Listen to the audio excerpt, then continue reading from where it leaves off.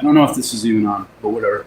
I just wanted to let you know that today's Thursday, and I think it's like the 4th of September. Oh my God. And I'm working on releasing. I look so bad. I look so old because I am old. But I'm working on an album that is so close to being done. But I don't think it might be done for Bandcamp Friday, which is tomorrow, Friday.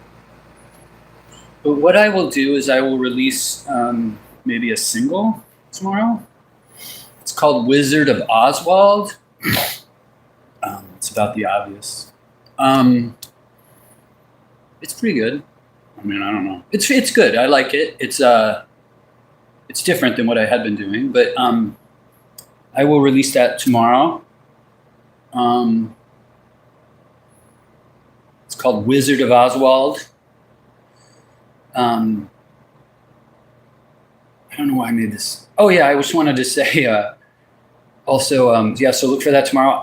It's going to be a full album, and it's really close. I don't know if you've ever made an album before. I'm sure some of you have. It's like you put it all together. You have all these songs. I have like different ideas and stuff, and then they become songs, or like something that I wrote, and I record it. I got like 15 or 20 songs that are almost done in various stages of completion, but pulling it all together like before tomorrow, because I didn't know it was going to be Bandcamp Friday tomorrow. I didn't know about that until last night. But what I will do is I'll release the title track, Wizard of Oswald, which is pretty much done, pretty close, tomorrow.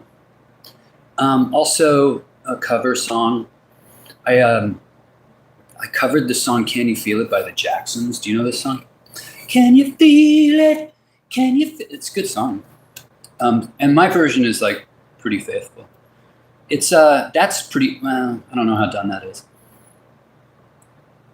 This Bandcamp thing just snuck up on me, you know, and but I will release Wizard of Oswald. Wizard of Oswald is about what you would think it's about. It is my sequel to the James Angleton at Yale track, kind of dealing with the whole weird situation that has been going on for, 60 years in this country, where they shot President Kennedy, and then we went to Vietnam, and then Nixon and Watergate, weird shit about that. I don't know if you follow my music, if you've ever followed my music, you know I'm into that kind of stuff. Also, I wanted to say, I don't know why this happened. I am so grateful though. My song from Song Cyclops Volume 1, Charles Starkweather versus Sasquatch, went viral for me. I mean, my songs never go viral, but it got like it was like almost 3,000 plays in like a couple of weeks. And I was like, what is that? What's going on? But I don't know what happened, but I appreciate that so much. So if anybody heard that song, thank you for listening so much. It's from Song Cyclops Volume 1, which is 25 years old this month. So I released that album 25 years ago this month. I can tell you what prompted that song, because it's kind of a weird song. I was standing in line at the Harris Teeter in Chapel Hill, North Carolina. And back in the day, they had like a magazine rack. So if you walked, you were going in line to the supermarket, there would be like magazines and stuff. And Weekly World News, which if you're older, you might know what that is. It was like the National Enquirer, but it was like National Enquirer on acid. So it was like the weirdest shit, like the weirdest stories you've ever heard.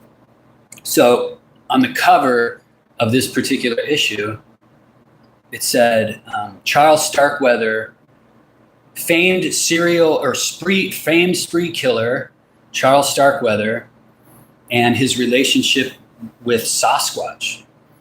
So it turns out, and this is legit, like he said this, that He said the reason why he committed these crimes was because there was a female Sasquatch that had been telepathically telling him to do this stuff since he was a kid. So he said that ever since he was a child, this Bigfoot was in his life and would telepathically talk to him and was in love with him. This is what he said. And so I wrote a song, Charles Starkweather versus Sasquatch, Our Heaven in the Trees of Lincoln, so he said that the Sasquatch would visit him when he was in prison. So he said that when he was being interviewed by psychiatrists, and maybe it was a line, maybe he's trying to get out of doing jail time, but but he said that there was a window, back in his jail cell that looked outside. He said that the Sasquatch would walk up to the window and speak to him telepathically. He said the Sasquatch followed him his whole life. I don't know, that's a wild story. I just, my friend the other day was like, where do you get all these songs from? Like these weird songs. Like he said that. He's like, these weird songs or ideas, I told him, I don't know. It could be a female Sasquatch, to be honest with you. I've actually thought about that. Maybe I'm being telepathically messaged, by like a female Sasquatch, I don't know. But anyway, I wanted to tell you, thank you so much for listening to that song. The 25th anniversary of, you see I still have a black eye. I have bags under my eyes like normally because I'm old, but this dude sucker punched me a couple weeks ago. Ridiculous. I live in Chicago, or like right outside Chicago. Shit's real over here. It really is. It's dumb. And it's stupid, and people shouldn't punch me for no reason. I mean, if he wanted to fight me, he could fight me. But there was no reason for this. Like, nothing prompted it. It was totally random. And the police laughed. They were like, what do you want us to do about it? Ridiculous. So anyway, look for my album, or it's probably not I don't think I'm gonna finish the album. I have you heard the song, maybe We Are Eternal. That's gonna be on there, I think. I might put that song on there. I haven't honestly, it's not gonna come out tomorrow because I haven't even sequenced it. I don't even know what I'm doing. But I will put out Wizard of Oswald tomorrow. It's pretty cool. I mean, it's fine. All right, over and out. Thank you so much for listening. I love everybody who was always encouraging to me and nice to me. Thanks.